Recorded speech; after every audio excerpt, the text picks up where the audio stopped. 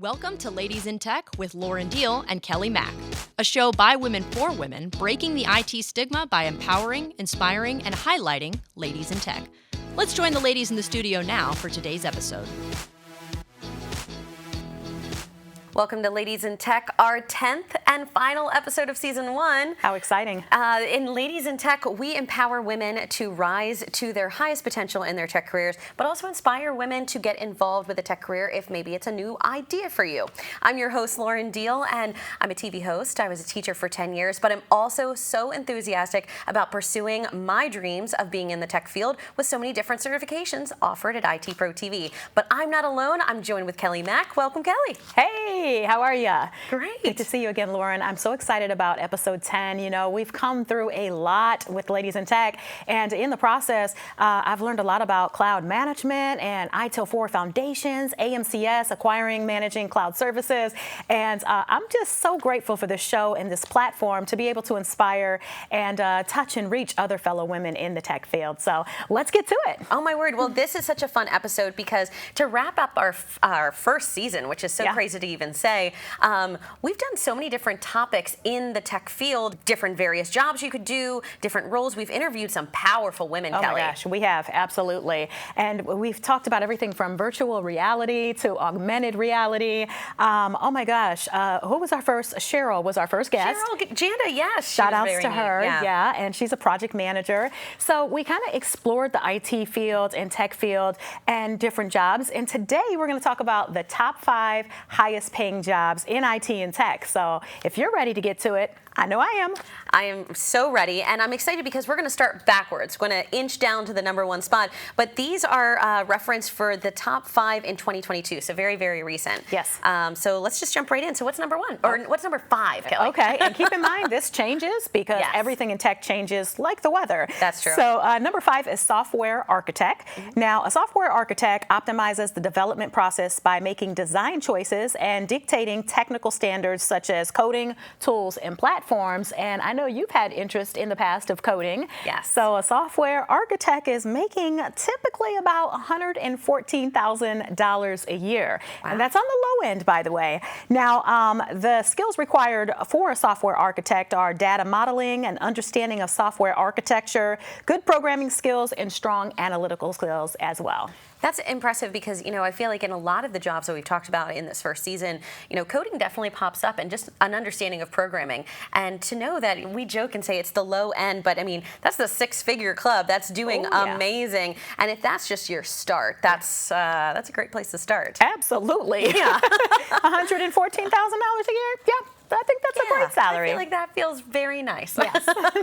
But we're inching towards number 1. So that was number 5. Number 4 on our list for the top 5 paying jobs in 2022 in the tech career is IoT solutions architect, or Internet of Things. And so what that means is it's one of the most in-demand jobs right now. It's one of those tip of your tongue. You're going to hear it a lot. Yeah. But it's also one of the best paying jobs out there in the tech field. Because an IoT solutions, if you think about it, it really has to do with machine learning. You also have to have an understanding of just programming skills and hardware. And I think that's the other thing. I didn't realize how many pieces of hardware Internet of Things operates with. But let's talk about the price. $130,000 is what you can be expecting to start your salary at. And I'm sorry, that sounds like a really great salary to me. Yeah. Yeah. On the starting end as well. Yes. Yeah, and these are certification jobs too, I wanted to point out.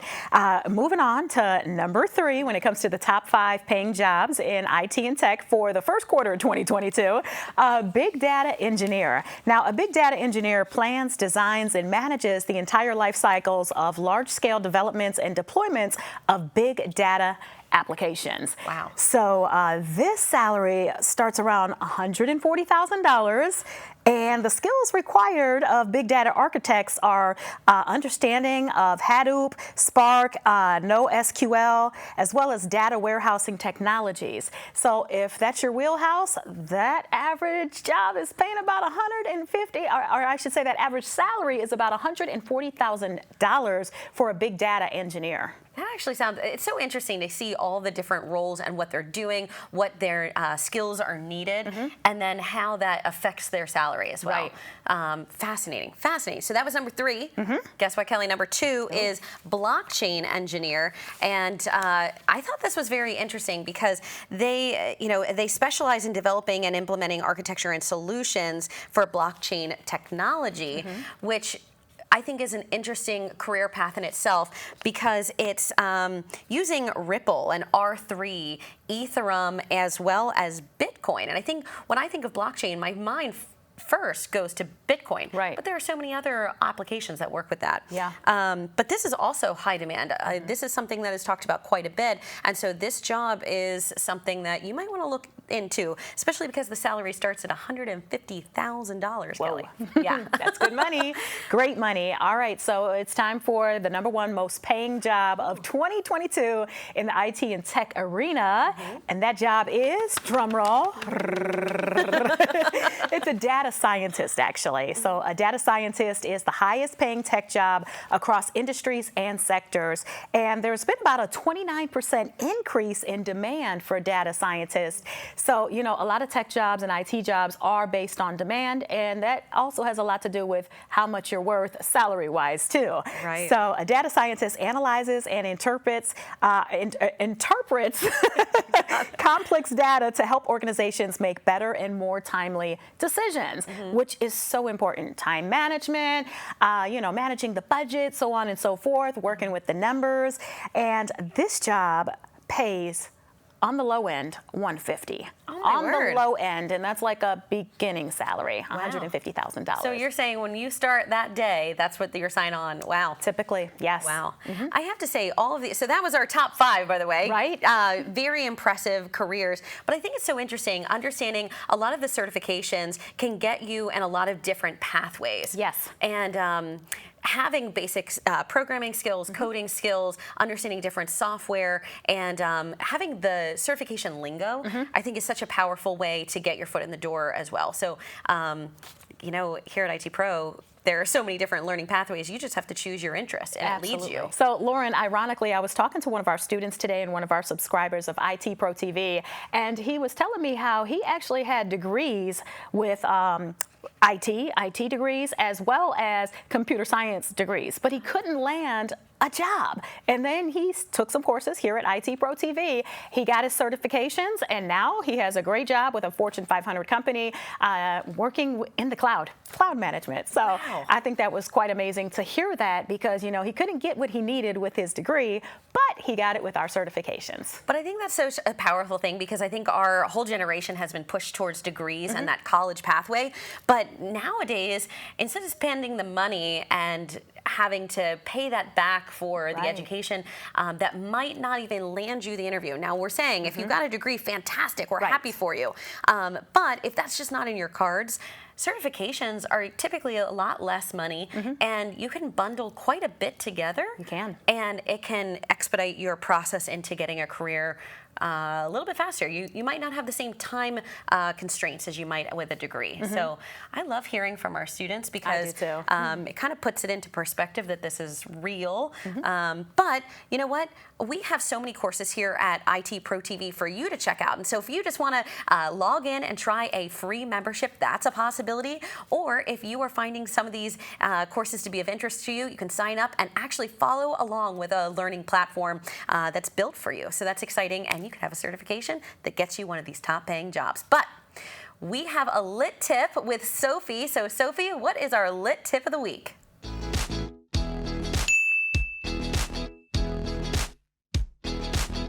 Hey, thanks, Lauren. This week's Lit Tip is all about some financial management apps that you can take advantage of. Because we're talking about some of the highest paid jobs in tech, if you want to make a lot of money, it's important to know how to manage that money. So the first app I have here is called Mint. If you're familiar at all with budgeting apps, you've probably heard of Mint. It basically allows you to track your spending and your savings. You can set budget goals. You can sync up all of your bank accounts, your money management accounts. If you have retirement and investment accounts or credit cards, it can track all of your monthly bills, and it sorts your transactions into budget categories so you can easily keep track of things. So it's actually something I've started using in the past couple of weeks, and as a student, it's really helped me to keep my budgeting on track. The second app I want to touch on is called TrueBill. It's another app I've started using. And this is a little bit different than Mint. It will still notify you about some of your bills, but also it lets you keep track of some subscriptions that you might have that maybe you've forgotten about. I know, especially as a student, there's subscriptions I have to student services like Chegg or Quizlet, and I don't need them anymore, and I've forgotten that I'm paying for them. So this notifies me, hey, you're paying for something you don't really use. I can easily go in and cancel it. The last app I want to talk about is called Personal Capital. This one's a little different. It's specifically geared towards individuals with a higher net worth. And since we're talking about high-paying individuals and jobs in tech, I figured I would touch on it. You need a minimum of $100,000 in assets, which is a lot. But you can get a robo-advisor for your portfolio management if you're into investing. They offer free net worth tracking and retirement planning software for anyone. And for a fee, you can access a personal financial advisor that will help you with your investments. So if it's something that you're interested in getting started in investing, that's definitely an app that you could look into. So these are just some financial management apps that I was able to find that I thought offered some really unique abilities. And that's our lit tip of the week. Back to you, ladies. Well, thank you so much, Sophie. That was eye-opening to understand the FinTech or the financial tech and how all that works. So that was pretty great. So thank you, Sophie. Definitely. And if you're going to be making that big salary that we just talked about, you got to know how to manage it and, be responsible with it. So speaking of women, hey, let's talk about this week's Woman of the Week, our wow. Sophie, who is it this week?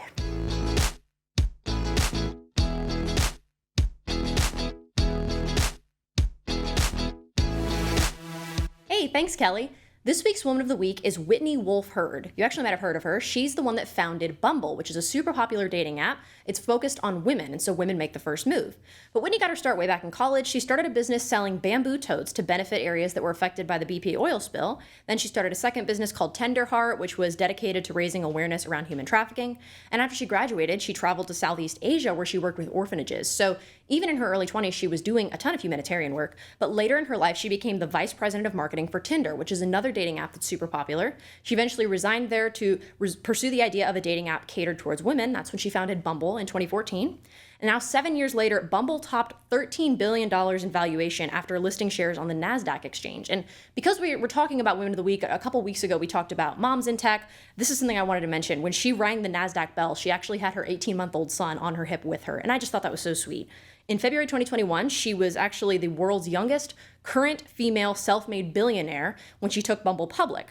And so she's the youngest woman to have taken a company public at the age of 31. She's got a bunch of honors, too many to list, but a couple of them are she was one of Elle's Women in Tech a couple of years ago. She was named to Forbes 30 Under 30 twice. She was featured in the Time 100 list. And as of last spring, Forbes estimated her net worth at approximately $1.5 billion. So because we're talking about high-paying jobs in tech, this is an individual that broke into the tech industry that founded her own app, and it's now one of the #1 dating apps in the world. And she's currently got a net worth of over $1 billion, and I just thought that was pretty incredible. And she's still pretty young as well. So that's our Woman of the Week, and after we hear these, we've always got a little extra motivation. So let's kick it to Kelly for her moment of motivation. Well, thank you, Sophie. Today we're going to talk about change, and change is inevitable, so don't be afraid of change. You may lose something good, but you may also gain something even better. And I think that we've all seen this, in the recent 2020 and 2021 have been rough years. So today we're talking about change and not being afraid of change. Well, I think sometimes change is scary because we don't know what's about to happen. You know what? I heard this really great quote about you're driving in fog, and you've got your lights on, and you can see right in front of your car, but you don't realize that you're what's right beyond the fog. And usually the best things are right beyond, outside of your comfort zone. We'll put it that way. So don't be afraid of change. Right. And like you said, the world is always changing. And I think sometimes change is inevitable so that you can get something even better. So I love that last line. Gain something better. Yes. Yeah. And you can't be afraid because, hey, if you don't take that risk, guess what? Yes. You never experience what's on the other side. Yeah, I love it. And thank you so much for joining us for our first season of Ladies in Tech. We have learned right along with you, and we hope that we've inspired you to step out of your comfort zone and try something new. But please join us over on socials. We're going to take a quick break between our first season and our second, and we'd love to hear about what you'd like to see in our second season. We're on LinkedIn, we're on Twitter, and we're also on Instagram. So make sure that you're engaging with us, and we've got a really great community of women supporting other women in the tech field. So make sure you're joining us there. But Kelly, this wraps up season 1 of Ladies in Tech. High five, friend. Yes. We did that. Oh gosh, if you guys could only see the beginning of this and how far we've come. So thank you to our production team as well. They've been a great help, and we look forward to seeing you in season 2.